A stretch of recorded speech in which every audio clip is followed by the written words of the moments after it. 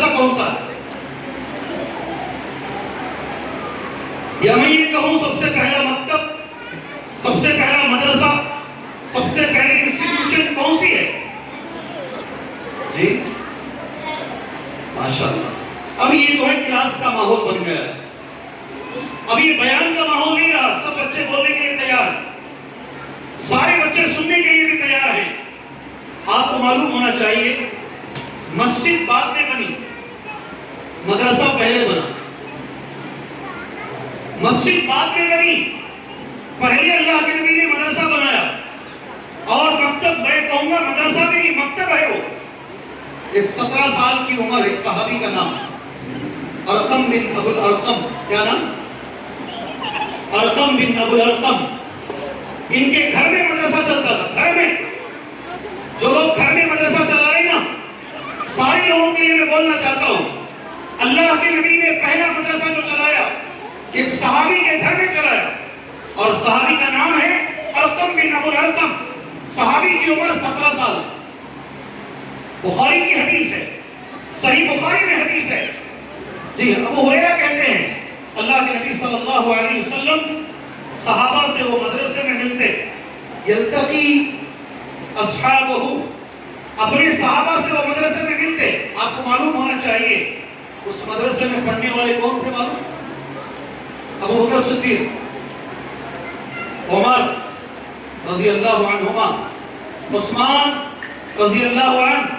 عورتوں میں حضرت سمیہ، اسی مدرسے کی فارغہ ہیں، اور ایسی تعلیم اللہ کے نبی نے دی۔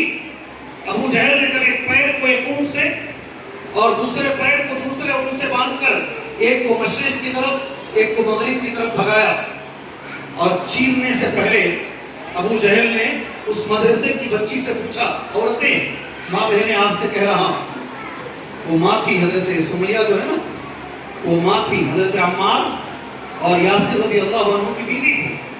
ان سے پوچھا تھا ابو جہل نے، ایک بار بولو اللہ دو ہیں، اور ان کی زبان پر بار بار ایک ہی جملہ آ رہا تھا، اللہ احد، اللہ احد، اللہ ایک ہے۔ پہلا مدرسہ، علماء کہتے ہیں مسجد بعد میں آئی، مدرسہ پہلے آیا، اور بہت چھوٹا سا مدرسہ۔ الحمدللہ جو لوگ کسی کو چھوٹا سمجھتے ہیں ان کے لیے بہت بڑی دلیل ہے، آپ مدرسے کو چھوٹا نہ سمجھیں۔ پڑھانے والے اگر اخلاص سے پڑھا رہے ہیں الحمدللہ قابل مبارکباد ہیں، چلانے والے اگر اخلاص سے چلا رہے ہیں الحمدللہ قابل مبارکباد ہیں۔ ہاں میں اللہ سے دعا کرتا ہوں، آپ کو معلوم ہونا چاہیے ایک چھوٹی چیز، اور بول کر ایک دعا کرتے بات ختم بھی کر لیتا ہوں انشاءاللہ۔ میں عمرآباد میں جامعہ دارالسلام عمرآباد، اسے شروع کرنے کے لیے جو صاحب اسے شروع کیے ان کا نام ہے کاکا عمر، اور یہ شروع جو کیے نا، یہ جاتے تھے چمڑے کے کاروبار سے پنجاب جاتے، امرتسر میں ایک بہت بڑے عالم تھے عبدالجبار غزنوی صاحب، عبداللہ غزنوی صاحب، ان کے پاس بیانوں میں بیٹھتے، غور سے سننا، خاص طور سے مدرسے میں پڑھنے والے اور مدرسے چلانے والے، بڑے اچھے لگتے ان کے بیان ان کو۔ ایک بار آتے ہوئے انہوں نے کہا ہمارے ساؤتھ میں تمہارے جیسے علماء نہیں، دو میں سے کوئی ایک، عبدالجبار غزنوی صاحب یا عبداللہ غزنوی صاحب۔ انہوں نے کہا جاؤ تم بھی مدرسہ کھولو۔ کہا میں چمڑے کا کاروباری، میں کوئی عالم نہیں ہوں، میں مدرسہ کیسے کھولوں؟ وہ آئے الحمدللہ، یہاں سے ٹھیک 170 کلومیٹر دور ایک چھوٹی سی جگہ، نہ بس آتی ہے، نہ ٹرین آتی ہے، نہ راستہ ہے۔ انہوں نے وہاں ایک مدرسہ کھولا۔ لوگوں نے سوال کیا ان سے، آپ یہاں مدرسہ کھول رہے ہو، کون آئے گا ادھر؟ کون سا بچہ پڑھنے کے لیے آئے گا؟ کون سا استاد پڑھانے کے لیے آئے گا؟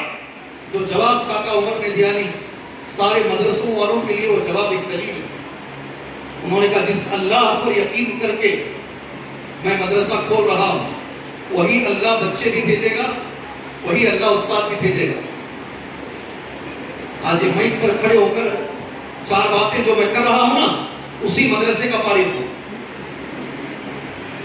آج چار مینار مسجد میں جو خطبہ دے رہے ہیں نا، اسی مدرسے کے فارغ عبدالعظیم صاحب۔ چھوٹی چار مینار میں شوق سے تراویح سننے شیخ طارق مدنی صاحب اسی مدرسے کے فارغ۔ آج بنگلور شہر میں جتنی بڑی مسجدیں ہیں اس میں تراویح پڑھانے والے میکسیمم جو بچے ہیں اسی مدرسے کے فارغ۔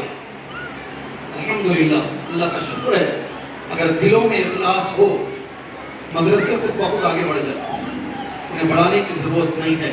یہ پہلا پیغام ہے، اللہ سے میری دعا ہے اللہ تبارک و تعالی الایمان دار السلفیہ السلفیہ اس ادارے کو اللہ ترقی عطا فرمائے، اللہ تبارک و تعالی ان کے دلوں میں اخلاص عطا فرمائے، اور بالخصوص آپ اتنی تعداد میں جو جمع ہوئی ہیں، خاص طور سے خواتین اسلام، آپ سے میری گزارش ہے آپ آگے بڑھ چڑھ کر خود بھی پڑھیے، بچوں کو بھی پڑھائیے۔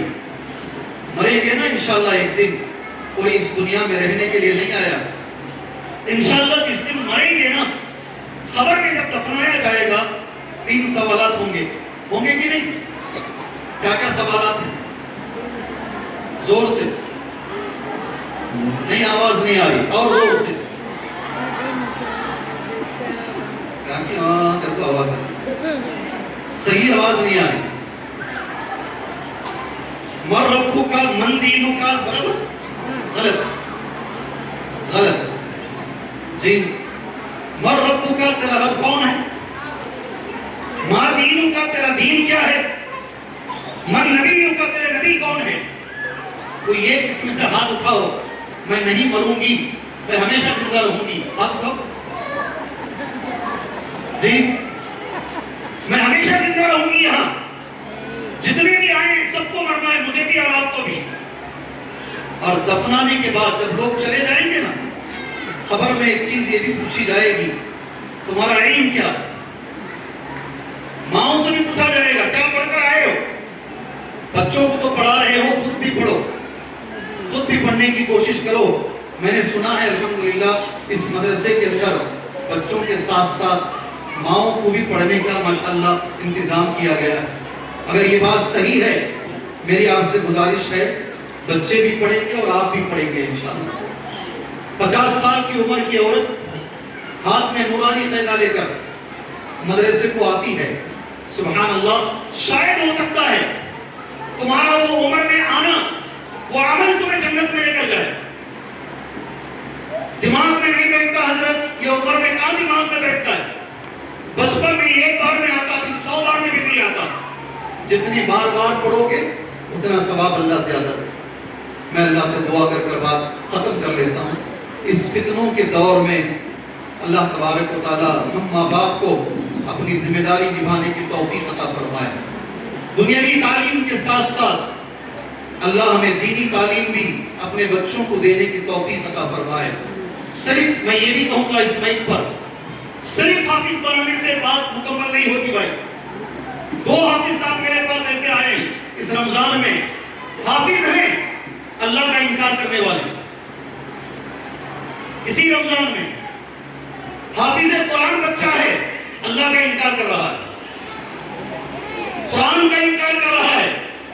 اس لیے میں یہ بھی گزارش کرتا ہوں، صرف حفظ کرانا یہ ضروری نہیں ہے، اگر کر لیے الحمدللہ۔ ضروری کیا ہے؟ ضروری ہے ایمان کی پختگی، ضروری ہے توحید کی پختگی، ضروری ہے اس بچے کو ایمان پر قائم رکھنا۔ اللہ سے میں دعا کرتا ہوں اللہ تبارک و تعالیٰ ایسے ادارے اللہ ہمیں چلانے کی توفیق عطا فرمائے، اللہ قرآن کی خدمت کے اللہ ہمیں توفیق عطا فرمائے، اللہ ہمارے سینوں میں اللہ اخلاص کی دولت نصیب فرمائے، ہر چھوٹے بڑے ادارے کی اللہ حفاظت فرمائے، ہر چھوٹے بڑے مدرسے کی اللہ حفاظت فرمائے۔ اس مدرسے کے لیے جتنے لوگ خیر خواہ ہیں، جتنے خیر خواہ ہیں، میری اللہ سے دعا ہے اللہ تمام خیر خواہوں کی دنیاوی اور اخروی پریشانیوں کو اللہ دور فرمائے۔